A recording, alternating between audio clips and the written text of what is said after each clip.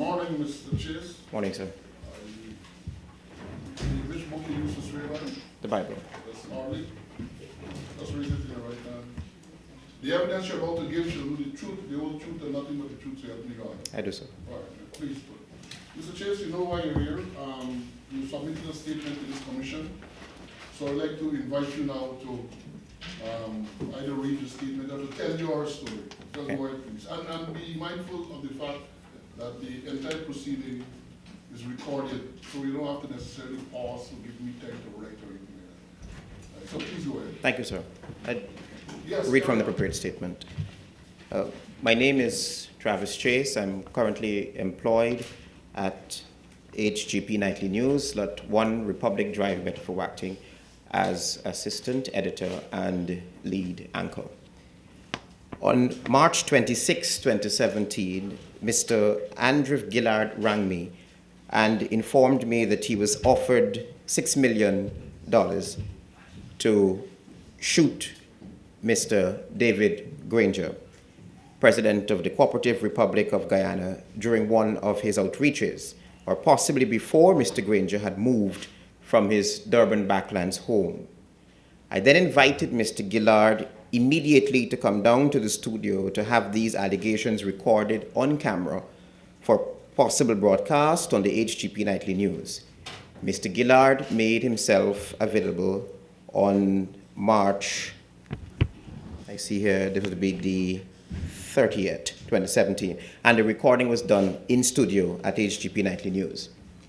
During the recording, he told me that he was offered $7 million by one Nizam Khan to assassinate Mr. Granger, and during that interview, he went on to say what were the circumstances leading up to him being offered the money to kill the president. The interview went on for about 25 minutes, a copy of which was presented to the commission. Mr. Gillard stated to me that the police was not taking his complaint seriously. Sometime thereafter, Mr. Gillard telephoned me on or after 7 p.m. to say that the accused is at CID and police want to place him, Gillard, into the lockups, and that the accused was behaving in a disorderly manner upstairs at CID. I advised him to stay calm and comply with the police.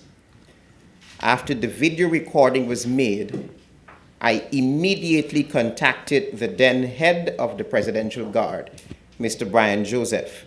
He was in a meeting at the time, and I asked a female police rank who answered my call for Mr. Joseph to return a call to me immediately, as it's a matter of national security.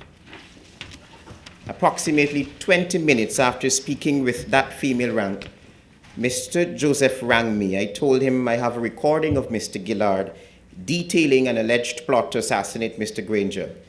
Mr. Joseph immediately made his way up to HGP Nightly News, where he was provided with a disc of the recording I did with Mr. Gillard.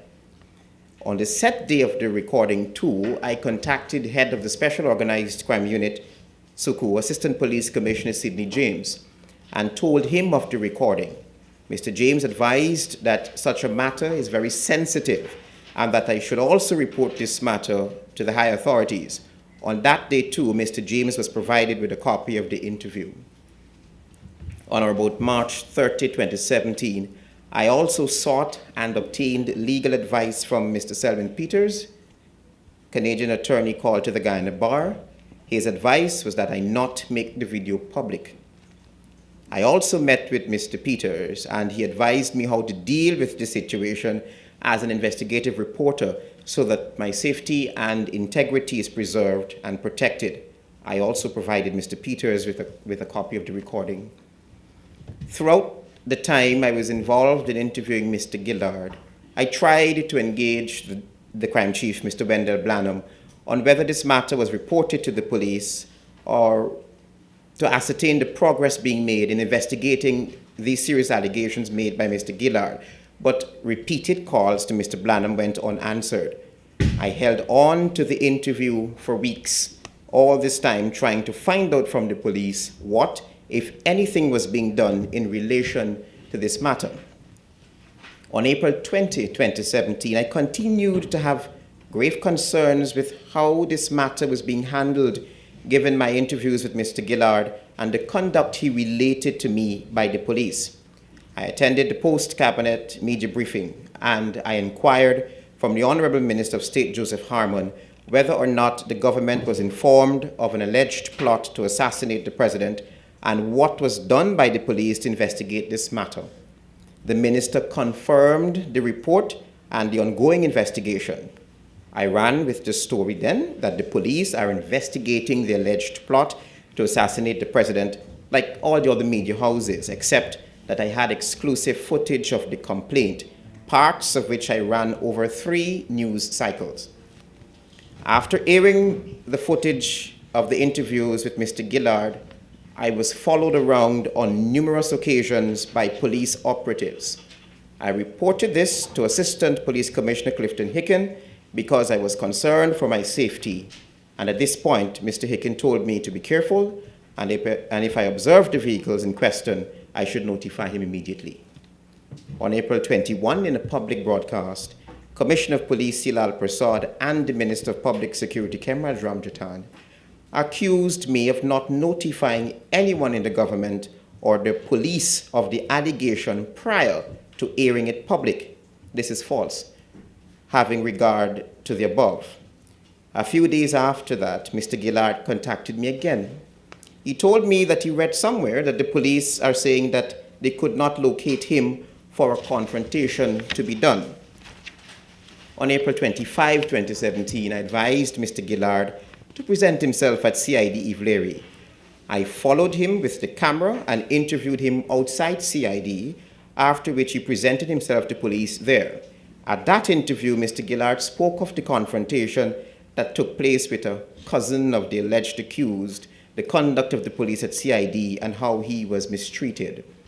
I subsequently went on annual leave and learned that the investigation has been put on hold, and subsequently learned that a commission of inquiry has been ordered.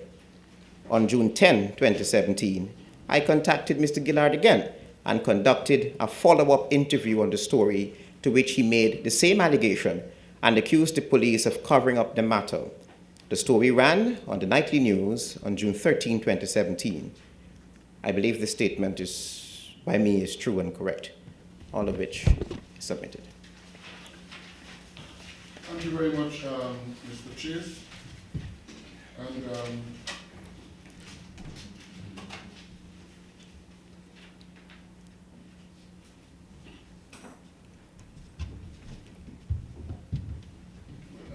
let me, in paragraph 14, I'm going to, forgive me, I might not be asking this question essentially about the statement. We said that you were followed around on numerous occasions by police operatives.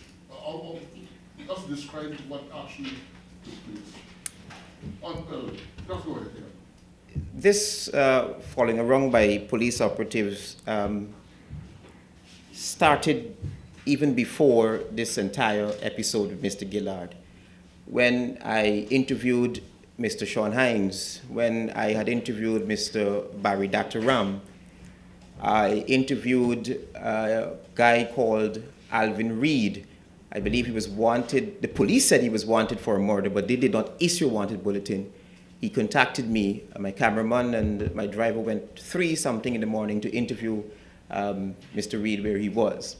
After that, I had police taking out nightly news. We picked him up on the cameras, taking out nightly news. They thought that I was harboring Mr. Reed at nightly news. So that afternoon, left, was going home. I noticed the police car behind me. It was an unmarked police vehicle. But to this incident, it is safe to say, Mr. Chairman, that these are police operatives that I would go so far to say police informants, because one time one of them on a motorcycle came up close to me. He didn't know that I noticed him, but it so happened that we had to stop at the light. So I brought the window down and I asked him, "Why are you following me?" He said, "How you know I'm following you? I ain't really following you." So when I took my phone to get a photograph of the motorbike, he turned around and went up the one way. Now, if you weren't following me, why would you wanna turn around? I had people park outside of my home. 3 o'clock in the morning, I came home, parked my vehicle where I do. Car wind down the window. I saw the flash. It was like a photograph, like if somebody was taking a photograph. And right there and then, I telephoned Commander Hick and I said, look, I went to him that next day actually, and I gave him the license plate number and everything. It was registered to somebody in Diamond, but up to now I don't know what's happening. But I don't know if the CID detailed anybody to follow me, if they think I harboring somebody or something of the sort. I don't know. But they can get lost if they're trying to follow me. But in respect to this particular matter, what do you think would have been the purpose of them following you? Well, they had said initially that they couldn't find Mr. Gillard. Every time I called Mr. Gillard, I would get him. I remember one time he said that, look, I'm in the interior. I read somewhere that this is what is happening, but the police never called me. So why are they telling the press that, they got me? I said, okay, here's what.